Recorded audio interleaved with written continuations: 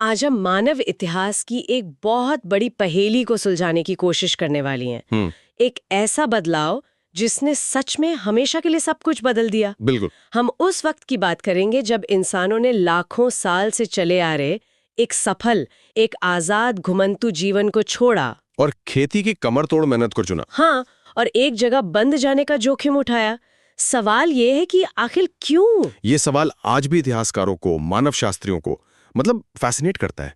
क्या ये एक तरक्की थी, या जैसा कुछ लोग कहते हैं, इतिहास की सबसे बड़ी गलती? हाँ बिल्कुल। तो इस सफर को समझने के लिए हमारे पास कई तरह के स्रोत हैं।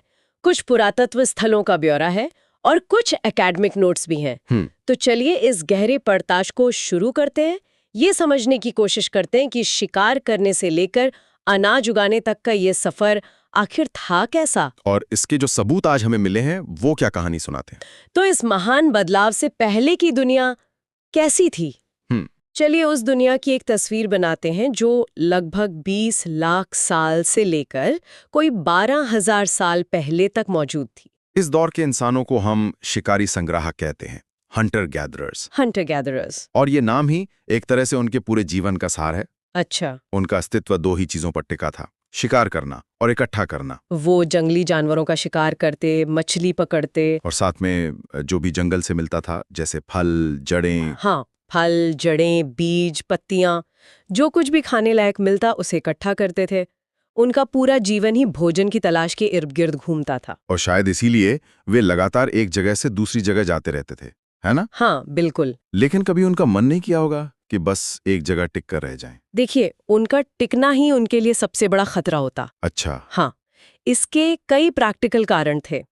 पहला और सबसे सीधा कारण तो ये था कि अगर वे एक ही जगह पर ज्यादा दिन रुक जाते तो वहां के पेड़ पौधे और जानवर, मतलब उनके फूड रिसोर्सेज खत्म हो जाते। हाँ, मतलब वो अपने पर्यावरण को खाली करने से पहले ही आगे बढ़ जाते थे। काफी स्मार्ट थे। बिल्कुल। दूसरा, वो जानवरों के पीछे चलते थे। जैसे हिरण या जंगली भैंसों के झुंड चारे की तलाश में एक जगह से दूसरी जगह जाते तो शिकारी भी उनके पीछे पीछे। तीसरा कारण था मौसम। अलग अलग पेड़ों पर फल फूल अलग अलग मौसम में आते थे, तो वे प्रकृति के कैलेंडर को फॉलो करते हुए घूमते थे। और चौथा, पानी। जाहिर है पानी। कई नदियां और झीलें मौसमी होती थी, तो पानी की तलाश में भी उन्हें चलना पड़ता था। तो ये कोई बेतरतीब भटकना नहीं था, बल्कि एक सोचा समझा बहुत ही एफिशिएंट सिस्टम था जीने का। बिल्कुल। तो ये लोग अपने पीछे क्या सुराग छोड़ गए जिनसे हम आज उनके बारे में इतना कुछ जान पाते हैं? सबसे टिकाऊ सबूत हैं उनके औजार। औजार? हाँ, जो पत्थर, लकड़ी और हड्डियों से बने होते थे। पत्थर के औजार लाखों साल तक टिके रह सकते हैं, इसलिए वो हमें सबसे ज्यादा मिले। और जब हम पत्थर के औजार कहते हैं तो मन में बस एक नुकीले पत्थर की तस्वीर आती है, पर ये उससे कहीं ज्यादा थे, है ना? कहीं ज्यादा। ये सिर्फ पत्थर के टुकड़े नहीं थे, आप कह सकते हैं कि ये उस जमाने के स्विस आर्मी नाइफ थे। Swiss army knife? हाँ, एक ही औजार से वे शिकार को काटते, उसकी खाल उतारकर पहनने के लिए तैयार करते और उसी से जमीन खोदकर जड़ें भी निकालते थे। कमाल है। कुछ औजारों के साथ हड्डी या लकड़ी के हैंडल लगाकर भाले और तीर जैसे सोफिस्टिकेटेड हथियार भी बनाए जाते थे। लकड़ियां काटना, झोपड़ियां बनाना, सब इन्हीं से होता था। ये दिखाता है कि वे कितने रिसोर्सफुल थे। बिल्कुल। और औजारों के अलावा उन्होंने कुछ ऐसा भी छोड़ा है जो उनकी सिर्फ जरूरतों को नहीं बल्कि उनकी सोच को दिखाता है। मैं कला की बात कर रही हूँ। हाँ बिल्कुल, और इसके लिए भारत में भीमबेटका से बेहतर कोई जगह नहीं है। भीमबेटका? वो हमें सीधे उनके दिमाग में झांकने का एक मौका देती है। भीमबेटका, जो आज के मध्य प्रदेश में है, एक यूनेस्को वर्ल्ड हेरिटेज साइट है। यहाँ 750 से ज्यादा गुफाएं और रॉक शेल्टर्स हैं, जहाँ 1 लाख साल से भी पहले से इंसान रहते आए हैं। ये प्रागैतिहासिक कला की एक विशाल गैलरी की तरह है। और यहाँ की कुछ सबसे पुरानी पेंटिंग्स तो 10,000 साल से भी ज्यादा पुरानी है। हाँ, और ये सिर्फ जानवरों की तस्वीरें नहीं है। इनमें जंगली भैंसों, हाथियों, हिरणों को मतलब बड़ी सटीकता से बनाया गया है। ये दिखाता है कि वे अपने आसपास की दुनिया को कितनी बारीकी से देखते थे। बिल्कुल। लेकिन इन पेंटिंग्स में सिर्फ जानवर ही नहीं है, पूरी कहानियां हैं। सही कहा, पूरी कहानियां हैं। इनमें शिकार के दृश्य हैं जिसमें लोग भाले और तीर कमान लिए हुए हैं। मैंने सुना है कहीं लोग नाच भी रहे हैं। हाँ, कुछ पेंटिंग्स में लोग एक दूसरे का हाथ पकड़कर नाच रहे हैं। कहीं कोई संगीत वाद्य यंत्र बजा रहा है, कहीं गर्भवती महिला का चित्र है। एक चट्टान को तो जू रॉक ही कहते हैं। जू रॉक? हाँ, क्योंकि उस पर दर्जनों अलग अलग जानवर बने हैं। ये सोचना ही कमाल है। जब आपका हर दिन सिर्फ जिंदा रहने के संघर्ष में बीतता हो, तब भी आप रुक कर कला बना रहे हैं, कहानियां कह रहे हैं। हाँ, ये उनकी दुनिया को एक रूहानी या सामाजिक डिमेंशन देता है। सही। और इसी दौरान एक और बड़ी खोज हुई जिसने उनके जीवन को बदल दिया। आग? आग, हाँ। आंध्र प्रदेश की कुरनूल गुफाओं में हमें राख के निशान मिलते हैं। और आग ने उन्हें सिर्फ रोशनी और गर्मी तो नहीं दी होगी? नहीं, आग ने उन्हें जंगली जानवरों से सुरक्षा दी। रात के अंधेरे में आग की घेराबंदी के अंदर शायद वे पहली बार थोड़ा सुरक्षित महसूस कर पाए होंगे। तो हमारे पास एक ऐसी दुनिया है जो लाखों साल से स्थिर है। एक सफल जीवन शैली, कला, समुदाय, आग का इस्तेमाल, सब कुछ सेट था। बिल्कुल।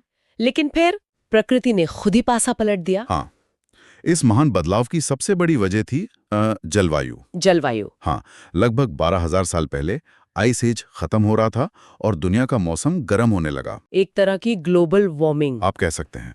और इसका नतीजा ये हुआ कि कई इलाकों में बर्फ पिघली और दूर दूर तक घास के बड़े बड़े मैदान उगाए। और ज्यादा घास का मतलब? ज्यादा घास खाने वाले जानवर। अच्छा। हिरण, भेड़, बकरी, मवेशी जैसे जानवरों की संख्या में एक तरह का विस्फोट हो गया। तो शिकारियों के लिए तो ये एक तरह से दावत जैसा हो गया होगा। शुरू में तो जरूर हुआ होगा, लेकिन फिर उन्होंने कुछ और नोटिस करना शुरू किया। क्या?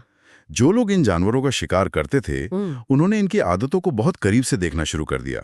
ये क्या खाते हैं, कहाँ रहते हैं और सबसे जरूरी, इनका प्रजनन का समय क्या होता है। एग्जैक्टली। हाँ। उन्होंने जानवरों को सिर्फ शिकार की तरह देखना बंद कर दिया। अच्छा, तो ये वो डिक्लिक मोमेंट था। बिल्कुल।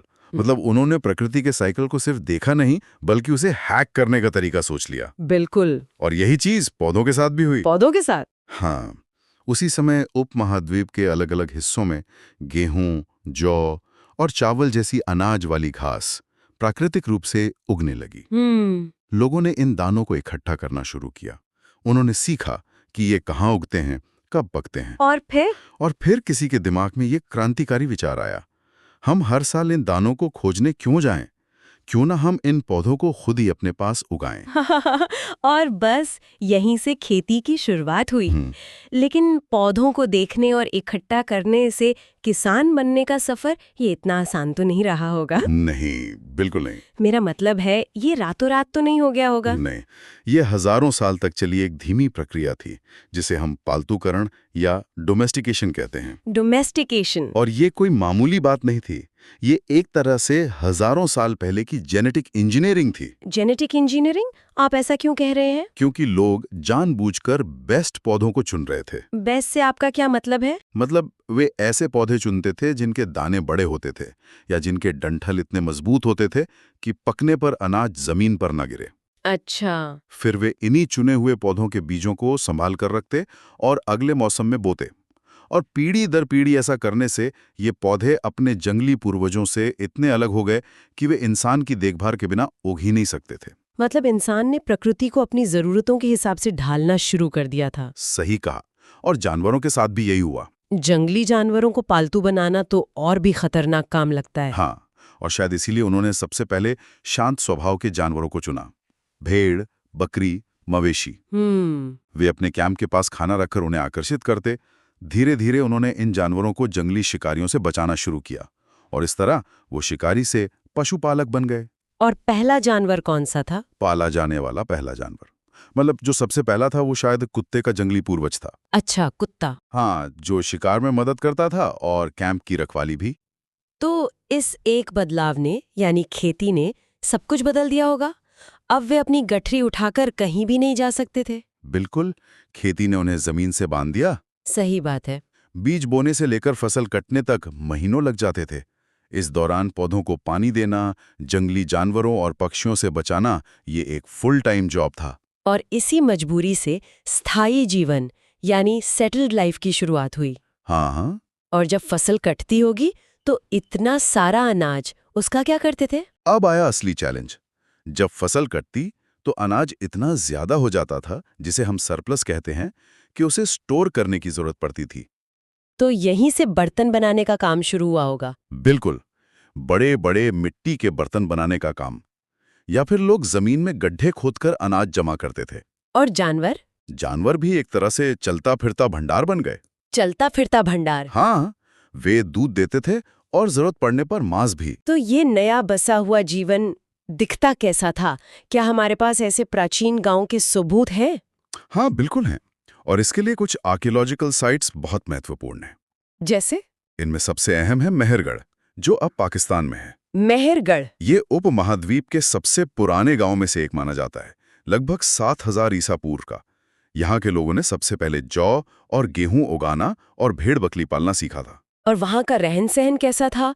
घर कैसे होते थे? मेहरगढ़ में हमें चौकोर और आयताकार घरों के अवशेष मिले हैं, जिनमें 4 या ज्यादा कमरे होते थे। 4 कमरे? हाँ, शायद कुछ कमरे अनाज के स्टोरेज के लिए इस्तेमाल होते थे।